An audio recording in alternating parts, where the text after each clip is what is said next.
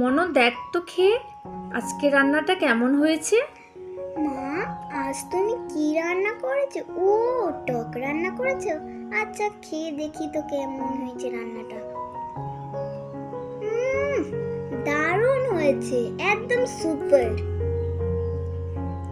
তুমি টকটা কিন্তু হেভি করো, কি করে রান্না করেছো? আরে এই যে টকটা আমি বানাই না, আমচুর দিয়ে তো বানাই। তো এর মধ্যে কিন্তু একটু ও সবজি কিন্তু ওলকপি আর ভেন্ডি দিলে খুব ভালো হয়। তো সেই জন্য আমি কিন্তু বাগানে গিয়ে ওলকপিটা তুলে এনেছি, বুঝলি। আর এই ওলকপিগুলো এখনো যে কচি আছে, তো কাটতে গিয়ে বুঝলাম। আর গতকাল রাতে বৃষ্টি হয়েছিল, তো তাই ওলকপির পেছনে কাদা ফাতা জড়েছিল, তো সেই জন্য একটু কাটতে সময় লাগলো।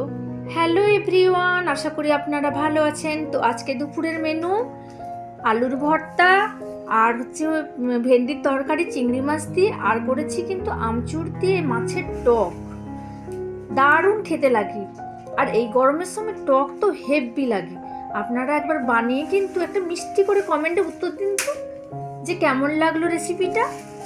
তা বন্ধুরা, প্রথমে কিন্তু মাছটাকে নুন হলুদ দিয়ে ভালো করে মাখলাম, দিয়ে কড়াতে কিন্তু ভাজবো আমি।